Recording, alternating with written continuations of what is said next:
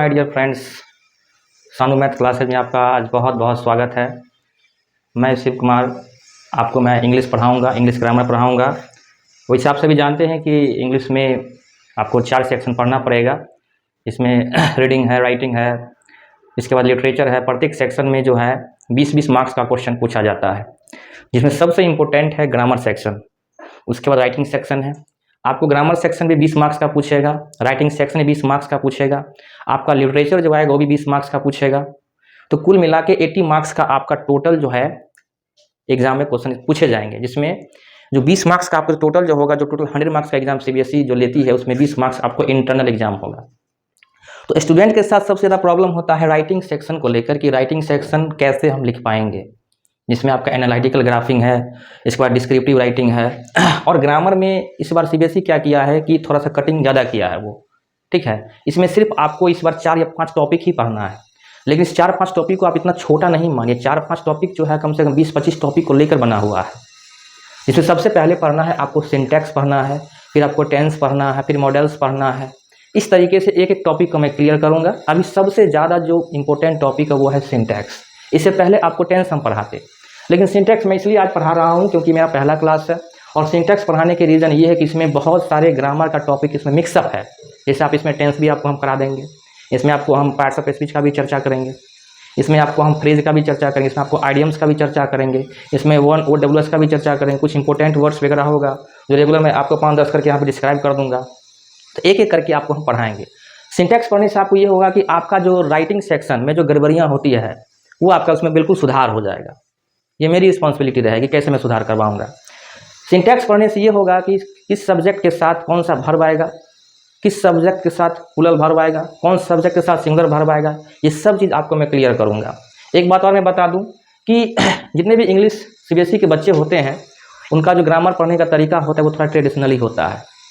वो ऊपर ही ऊपर ग्रामर पढ़ लेते, लेकिन इंटरनली क्या हमको पढ़ना है वो बहुत चीज़ अभी उनको पता नहीं है, ठीक है। हमारे बहुत ऐसे भाई बहन हैं जिनको ग्रामर में पर्सन भी नहीं पता है ठीक से, उनको ठीक से फिगर ऑफ स्पीच नहीं पता है, उनको मूड नहीं पता है, ठीक है ना। उनको टेंस भी जो पढ़ते हैं वो कुछ अरिहंत के बुक में काट छाँट करके दिया गया है, ठीक है।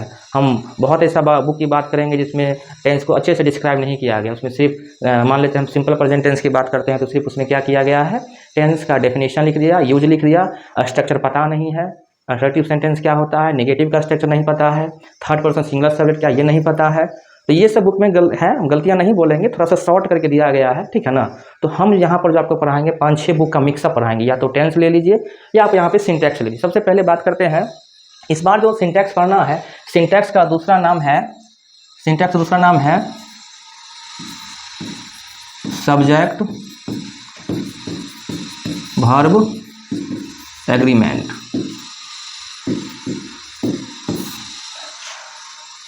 आपके बुक में क्या किया है ये सब्जेक्ट वर्ब एग्रीमेंट का दूसरा नाम डाल दिया है। आपके बुक में सब्जेक्ट वर्ब एग्रीमेंट का दूसरा सब्जेक्ट वर्ब कनकर्ड लिखा है। इसका मेन जो नाम है वो सिंटैक्स ही नाम है। सिंटैक्स सबसे पहले होता क्या है समझते हैं इसको। Syntax the agreement between subject and verb is called syntax. मतलब ये हो गया कि सब्जेक्ट के साथ जो रिलेशन होगा उसी को क्या बोला गया है, सिंटैक्स बोला गया है। यहाँ पे लिखा गया एग्रीमेंट। एग्रीमेंट क्या होता है, एग्रीमेंट हमेशा दो व्यक्तियों के बीच में ही होता है। तो सिंटैक्स जो होगा इसमें हमेशा सब्जेक्ट और वर्ब के बीच में क्या होगा, एक एग्रीमेंट होगा, एक बॉन्ड बनता है। जैसे आप किसी की शादी होती है, जैसे मेरी शादी हो चुकी है, ठीक है, तो उसमें दो व्यक्तियों के बीच में क्या बना, एक बॉन्ड बना, एक समझौता हुआ। तो यहाँ पर भी आपको हम सब्जेक्ट और वर्ब के बीच में क्या बनेगा, एक बॉन्ड बनेगा, जिसको हम एग्रीमेंट के नाम से भी जानते हैं। जब सब्जेक्ट और वर्ब के बीच में बॉन्ड बनता है उसको बोला गया है सिंटैक्स बोला गया है। कोई दिक्कत नहीं यहाँ तक।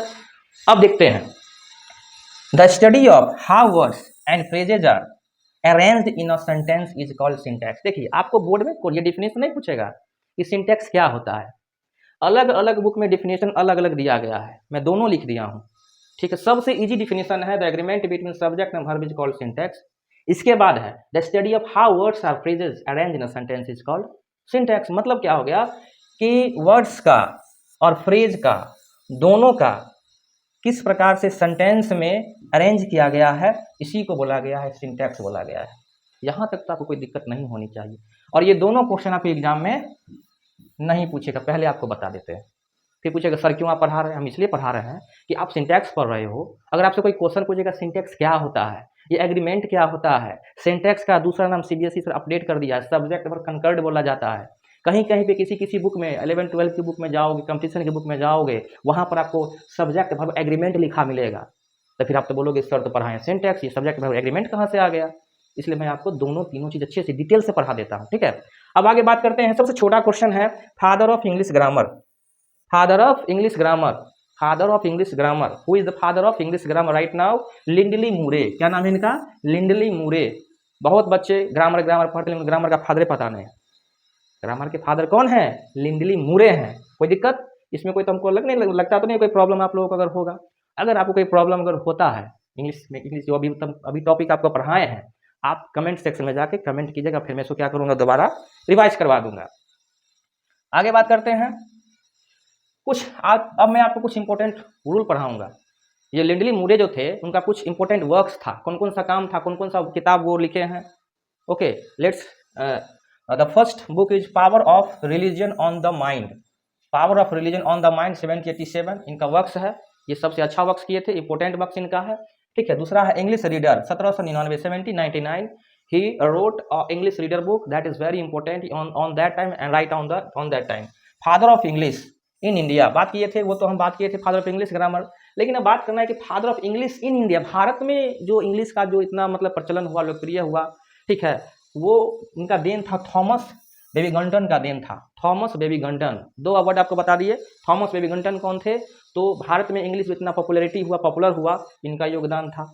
आपसे क्वेश्चन पूछा जाएगा, पूछेगा नहीं, मान लीजिए आपके रिलेशन में पूछेंगे, आज आपके सर पूछेंगे फादर ऑफ इंग्लिश ग्रामर, आप बोलेंगे लिंडली मूरे बोलेंगे, ठीक है। अब ये जो थे थॉमस बेबीगंटन जो थे, इन्होंने ये बहुत अच्छे हिस्टोरियन भी थे, SCST भी थे, लिंग्विस्टिक भी थे, ऑरेटर भी थे और पॉलिटिशियन। मतलब एक व्यक्ति के अंदर इतना सारा जो है गुण, वर्सेटाइल नेचर के थे। हम बोल सकते हैं Thomas बेबीगंटन was an extravagant, was an versatile nature. Versatile it means historian, essayist, linguistic, orator and politician also. My dear friends, अब बात करते हैं, जितना चीज़ आपको बताए हैं ये सब आपको एग्जाम में क्वेश्चन पूछेगा नहीं। ये सब कुछ इंपॉर्टेंट वर्क्स था जिन लिंडली मूरे जो उनके द्वारा लिखा गया था। अब सिंटैक्स की बात करें, सिंटैक्स में सबसे इसके बाद जो आपको पढ़ना है वो पढ़ना है गोल्डन रूल। जब भी हम बात करेंगे तो आपको हम दो रूल पढ़ाएंगे, इसमें रूल पढ़ाएंगे, पहला गोल्डन रूल पढ़ाएंगे और सेकंड पढ़ाएंगे जनरल रूल। गोल्डन रूल क्या होता है? Golden rule are those rule which apply on some special type of sentence, ठीक है। गोल्डन रूल वैसा रूल होगा जो कुछ स्पेशल टाइप के सेंटेंस या रूल में हम इसको यूज करेंगे, इसलिए इसका नाम गोल्डन रूल पड़ा, ठीक है। और जनरल रूल वैसा रूल होगा जो सबके साथ हम यूज कर सकते हैं, सभी सेंटेंस के साथ यूज करेंगे। तो सबसे पहले देखते हैं कि ये गोल्डन रूल क्या होता है। गोल्डन रूल ये कहता है if the sentence contains singular subject, if the sentence contains singular subject then verb will be also singular verb. It means अगर सेंटेंस में सब्जेक्ट सिंगुलर होगा, क्या होगा? सिंगुलर होगा, तो वर्ब भी क्या आएगा? सिंगुलर ही वर्ब आएगा। आप इसको गोल्डन रूल इसको हमेशा याद रखिएगा। इसको समझते हैं, जैसे यहाँ पे लिखा ही, लिखा हुआ ही, और समझना ही कौन सा, ये सब्जेक्ट है। आपको मैं फिर बता दूं कि सब्जेक्ट हमेशा नाउन या प्रोनाउन ही होता है, याद कर लीजिएगा। सब्जेक्ट क्या होगा? हमेशा सब्जेक्ट, हमेशा सब्जेक्ट, आपको इसको नोट कर सकते हैं, सब्जेक्ट हमेशा नाउन या प्रोनाउन ही होता है।